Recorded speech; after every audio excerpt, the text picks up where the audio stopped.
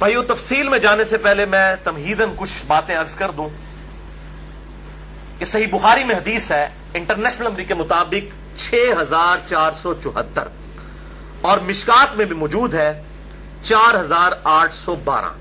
بخاری میں 6474, مشکات میں 4812.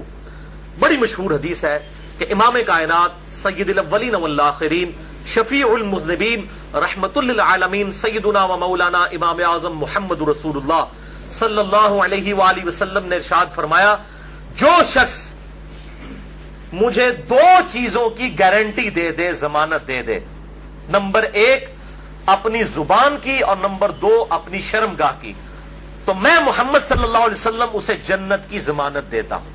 بہت بڑی ضمانت ہے، جنت کی گارنٹی. آپ صلی اللہ علیہ وسلم نے فرمایا مجھ سے لے لو اگر تم اپنی زبان کی اور اپنی شرمگاہ کی حفاظت کرنا. لہذا یہ شرمگاہ کی حفاظت کے پوائنٹ آف ویو سے آج میری باقی ساری ڈیٹیل گفتگو موجود اس حوالے سے انشاءاللہ ریکارڈ ہوگی. ادھر جتنے بھی بھائی موجود ہیں تقریباً 80 کے قریب لوگ اس حق بات کو لوگوں تک پہنچائیں، اور ویڈیو میں تو الحمدللہ ہزاروں لوگوں تک یہ چیزیں پہنچتی ہیں اور انشاءاللہ پہنچیں گی. تو میں ان سے بھی ریکویسٹ کروں گا کہ چونکہ اب یہ تھوڑی سینسٹیو گفتگو ہے، ظاہر ہے کہ سیکس کے اوپر جب بھی ڈسکشن ہوگی تو ایک سینسٹیو ایشو ہوتا ہے، اور میں نے وہ اس کے سینسٹیوٹی کو پریزنٹ کرنے کے لیے یہ ریڈ کلر کا پیچھے بیک گراؤنڈ لگایا تاکہ جب لیکچر سامنے آئے تو مجھے بھی یاد آ جائے کہ یہ وہ سینسٹیو لیکچر ہے. تو اب ظاہر ہے کہ یہ لیکچر ہر مسلمان مرد و عورت کی ضرورت ہے، تو میں اس کانٹیکسٹ میں ریکویسٹ کروں گا کہ اس لیکچر کو جو لوگ ویڈیو کے وساطت سے دیکھیں گے یا بعد میں ریکارڈنگ کے بعد کسی کو دکھانا چاہیں تو اس میں ایک ریکویسٹ یہ ہے کہ فیملی کے ساتھ بیٹھ کے اس ویڈیو کو نہ دیکھیں. لڑکے جو ہیں وہ لڑکوں میں بیٹھ کے دیکھیں، لڑکیاں لڑکیوں میں بیٹھ کے دیکھیں، تاکہ اس حوالے سے کوئی ایشو نہ ہو. بعض اوقات ایسے الفاظ ظاہر ہے وہ مطلب آئیں گے، وہ الفاظ میرے کوئی ذاتی تو نہیں ہے، وہ تو on the behalf of God and his prophet صلی اللہ علیہ وسلم ہم بیان کر رہے ہیں. وہ ساری چیزیں اللہ اور اس کے رسول صلی اللہ علیہ وسلم نے بیان کی ہیں، تو ان کو بیان کرنے میں کوئی حرج نہیں ہے. اور آج آپ کو احادیث کی سینسٹیوٹی سے اندازہ ہوگا کہ یہ کتنا اہم ترین مسئلہ ہے، اور خصوصاً آج کل جبکہ سوشل میڈیا کا فتنہ مسلمانوں کو اپنی لپیٹ میں لے چکا ہے، جو کہ اونلی پریکٹسنگ ریلیجن ہے آن دا فیس آف ارتھ، اسلام، ان کو بھی اب اس اعتبار سے مسلمانوں کو بھی اس بے حیائی کے فتنے میں ڈالا جا رہا ہے. تو آج کل تو لوگوں کے پاس کتابیں پڑھنے کا ٹائم نہیں ہے، علماء کی تقریروں کا ٹائم نہیں ہے، ویسے بھی وہ اس قسم کی باتیں بچارے پبلک کے ڈر سے کرتے بھی نہیں ہیں. تو بہرحال یہ چیزیں ریکارڈنگ میں آئیں گی تو انشاءاللہ ہزاروں لاکھوں لوگوں کے لیے ہدایت کا سبب انشاءاللہ بنے گی. ہم اللہ تعالیٰ سے دعا کرتے ہیں کہ اللہ تعالیٰ حق بات کہنے کی اور اس پہ عمل کرنے کی توفیق عطا فرمائے. بھائیو یہ جو سورۃ المومنون کی 11 آیات شروع کی آئیں، ان میں 3 آیات آیت نمبر 5، 6 اور 7 میں جو سیکس کا ڈسپلن ہے اسلام کا اس کے اوپر ایمفسائز کیا گیا. اعوذ باللہ من الشیطان الرجیم. والذین هم لفروجہم حافظون. اہل ایمان کی نشانی یہ ہے کہ وہ اپنی شرمگاہوں کی حفاظت کرتے ہیں، اور پھر ساتھ ہی ارشاد فرمایا گیا 2 ایکسیپشنز ہیں. الا علی ازواجہم، سوائے اپنی بیویوں کے، او ما ملکت ایمانہم، یا پھر ان کے ہاتھ کا مال جو کنیزیں ہیں، لونڈیاں ہیں وہ. فَإِنَّهُمْ غَيْرُ مَلُومِينَ، تو پھر اس معاملے میں بے شک ان کے اوپر کوئی گرفت نہیں ہے. فَمَنِ ابْتَغَىٰ وَرَاءَ ذَلِكَ، اور جو کوئی ان 2 راستوں کے علاوہ کوئی بھی راستہ اختیار کرے گا، کوئی بھی تیسرا راستہ، فَأُولَٰئِكَ هُمُ الْعَادُونَ، تو ایسے لوگ اللہ کی حدوں سے پھلانگ جانے والے ہیں، اللہ کی حدوں کو توڑنے والے ہیں. وَلِعَوْذُ بِاللَّهِ تَعَالَى. بھائیو ان آیات سے بالکل واضح ہو گیا کہ اہل ایمان کی شرمگاہوں کا جائز استعمال صرف اپنی بیویوں اور اپنے ہاتھ کا مال لونڈیوں اور کنیزوں کے ساتھ ہے، جو جنگی قیدی ہوتی ہیں، اور وہ بھی سب عورتیں نہیں، ایسی عورتیں کہ جو جنگ میں مسلمانوں کے ساتھ لڑنے کے لیے آئی ہوتی ہیں. اب یہ ایک ڈیٹیل سے الگ ٹاپک ہے، چونکہ یہ ابسلیٹ ہو چکا ہے اس وقت کافی حد تک یہ معاملہ، اس لیے لونڈیوں کے حوالے سے میں آج ڈسکشن نہیں کروں گا اس پہ، تو علیحدہ سے پھر 1.5-2 گھنٹے چاہیے.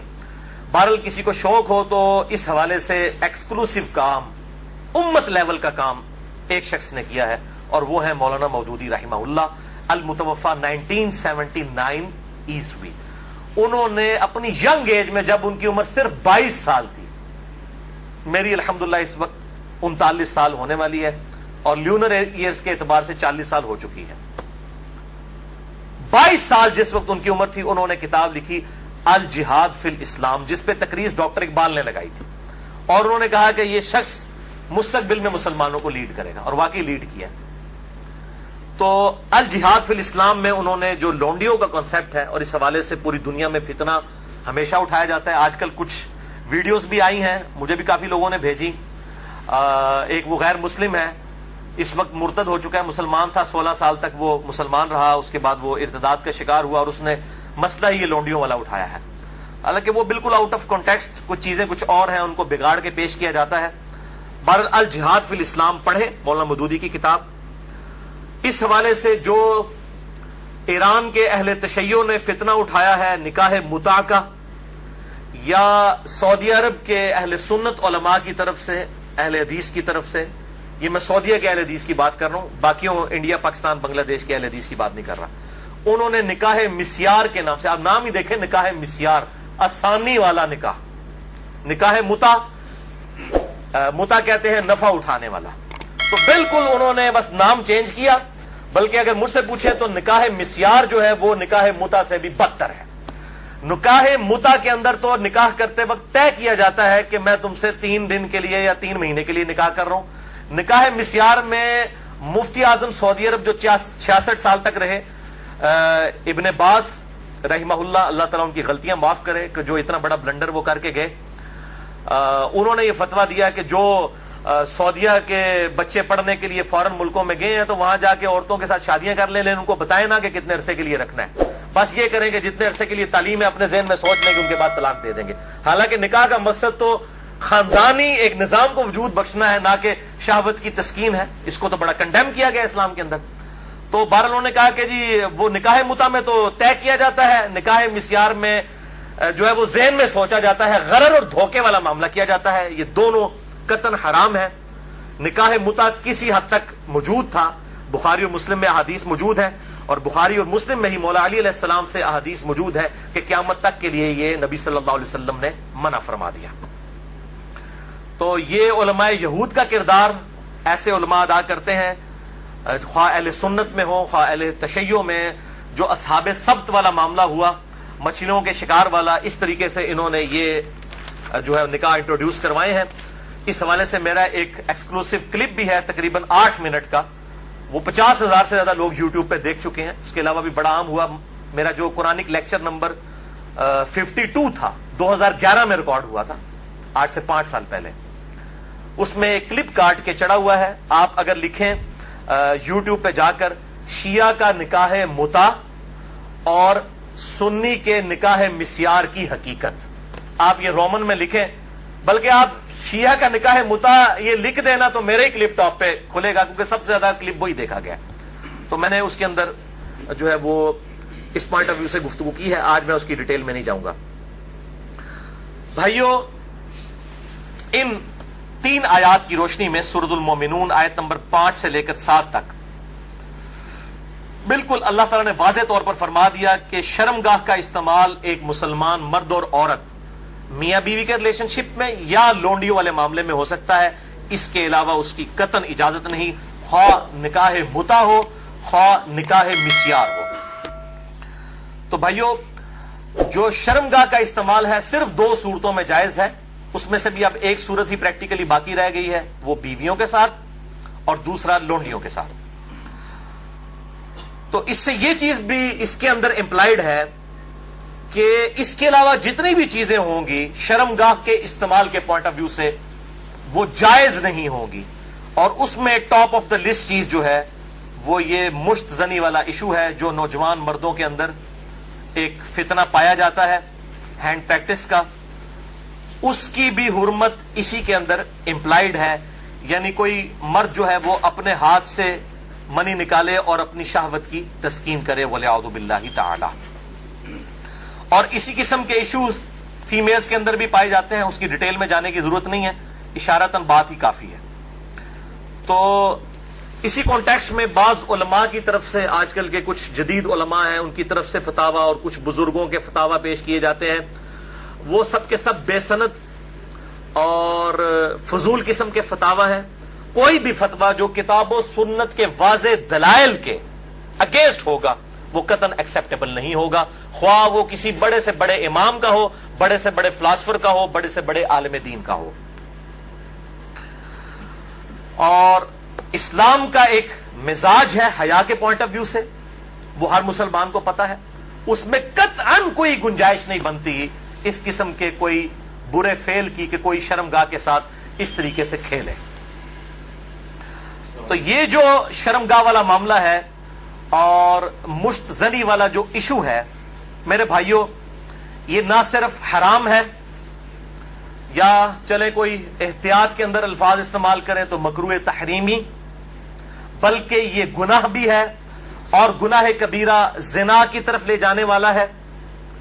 اس سے روزہ بھی ٹوٹ جائے گا اور روزے کا کفارہ بھی وہ سخت والا 60 روزوں والا ادا کرنا پڑے گا، اور ظاہر ہے کہ غسل بھی فرض ہوگا، اور کسی نہ کسی درجے میں یہ ہاتھوں اور دل کا زنا بھی ہے وَلِعَوْذُ بِاللَّهِ تعالی۔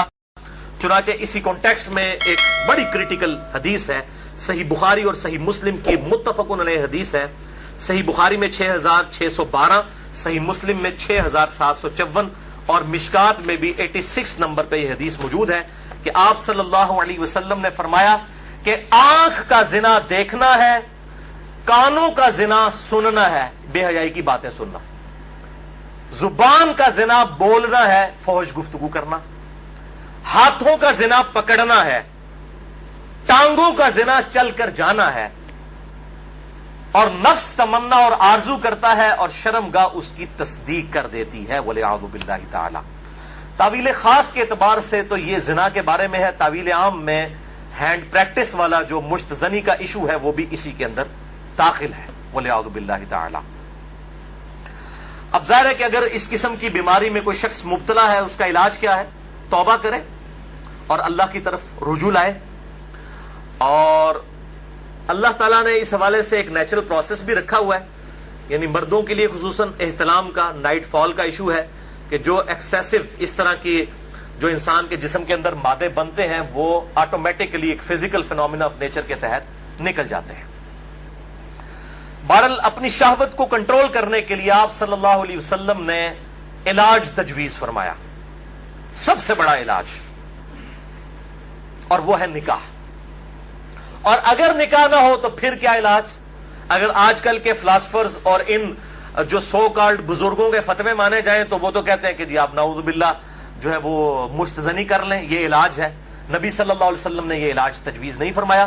صحیح بخاری اور صحیح مسلم کی متفقن علیہ حدیث ہے، بخاری میں 5066 اور مسلم میں 3398 اور مشکات میں بھی موجود ہے 3080 نمبر۔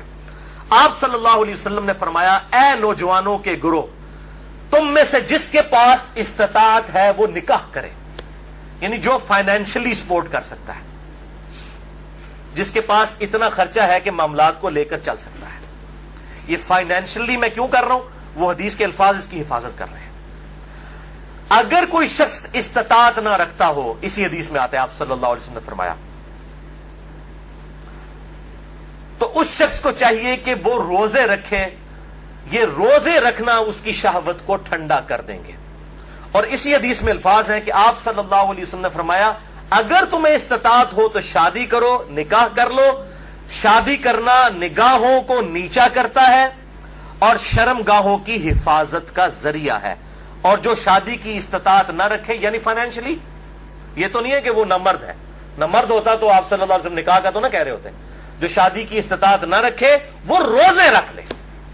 تو یہ بالکل کلیئر کٹ ہو گیا کہ صرف روزے رکھ کر اس حوالے سے شہوت کو کنٹرول کیا جائے گا اور کوئی سورس نہیں ہے۔ اور بھائیو، سوشل میڈیا کے اعتبار سے جو آج کل فتنہ اٹھا ہے، یعنی کمیونیکیشن گیپ ختم ہو چکا ہے فیس بک، یوٹیوب کے ذریعے۔ یعنی پہلے زمانوں کے اندر تو اگر کوئی لڑکی لڑکا آپس میں کسی اعتبار سے رابطہ بھی کرنا چاہتے تھے تو کوئی رابطے موجود نہیں ہوتے تھے، لیکن سوشل میڈیا اتنا بڑا فتنہ ہے کہ کوئی غیر محرم مرد و عورت آپس میں رابطہ کر سکتے ہیں، اور میں اس پہ کہتا ہوں یہ اتنا بڑا فتنہ ہے کہ اس فتنے سے صحابہ کرام علیہم رضوان کو بھی نہیں گزرنا پڑا. ان پر قتال کی شکل کا فتنہ آیا. یہ فتنہ پنجابی والا نہیں ہے, یہ عربی والا ہے, آزمائش. لیکن بے حیائی کا جو طوفان بدتمیزی ہے, بلکہ صحیح سونامی جو ہے, اس کا عشر عشیر بھی صحابہ کے دور میں نہیں تھا. کیا اس دور کے اندر صحابہ باہر نکلتے ہوں گے تو 20 فٹ بائی 50 فٹ کی موبائل کمپنیوں کے اشتہارات لگے ہوتے تھے بے پردہ عورتوں کے؟ اور یہ سوشل میڈیا اور ٹی وی, اس کے جہاں پہ پازیٹیو یوز ہے, یہ نیگیٹو یوز والا جو معاملہ اس زمانے میں تو نہیں تھا. تو اس اعتبار سے غض بصر بہت ضروری ہے نگاہوں کی حفاظت کرنا. تو آپ صلی اللہ علیہ وسلم نے غض بصر کے لیے, نگاہوں کی حفاظت کے لیے, شہوت کو کنٹرول کرنے کے لیے نکاح تجویز فرمایا یا پھر روزے. اور میں ایک اور علاج تجویز کر دیتا ہوں اس حوالے سے, پھکی والا علاج اجتہادن. کیونکہ مجھے اکثر لوگ پوچھتے ہیں, کہتے ہیں جی روزے تو رکھے نہیں جاتے, جی مشکل ہے, گرمی اتنی ہے, وہ اسی لیے تو بتائے گئے ہیں. تو میں ان کو پھر ایک علاج تجویز کرتا ہوں, اینٹی وینم.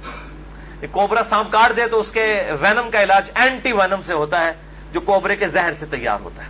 پھکی والا الزامی فلسفیکل آنسر. میں کہتا ہوں میرے بھائی مجھے کئی بار فون کرتے ہیں تو پھر میں ان کے ساتھ سیدھا ہو جاتا ہوں. پہلے تو ایک دم ان کے ہوش اڑ جاتے ہیں کہ یہ کیا کہہ رہا ہے, کہ جی بڑی کوشش کی ہے لیکن یہ بری عادت چھوٹتی نہیں ہے. میں کہتا ہوں جی بہت آسان طریقہ ہے میرے بھائی, روزانہ آپ نے 1 منٹ کے لیے صرف موم بتی کے اوپر نا, اس کے شعلے کے اوپر آپ نے ہاتھ ایسے رکھنا ہے 1 منٹ کے لیے. تو میں نے کہا انشاءاللہ آپ کی عادت چھوٹ جائے گی.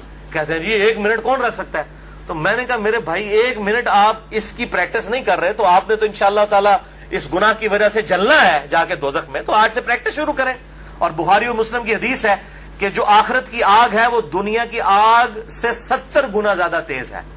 اس میں تو تلا جائے گا. یہاں تو ہم صرف آپ کو مشورہ دے رہے ہیں کہ آپ موم بتی کے فلیم کے اوپر صرف ہاتھ رکھ کے 1 منٹ کی پریکٹس تو شروع کریں نا. وہ کہتے ہیں نا جناب آگے دیکھی جائے گی جا کے. تو اللہم اجرنا من النار, تو یہ پریکٹس کرنی شروع کریں تو انشاءاللہ تعالی خود بخود صبر نصیب ہو جائے گا. اسی حوالے سے غض بصر جو ہے, نگاہوں کو نیچا کرنا اور پردے کے حوالے سے میری ایکسکلوسیو گفتگو ہے. یہ جو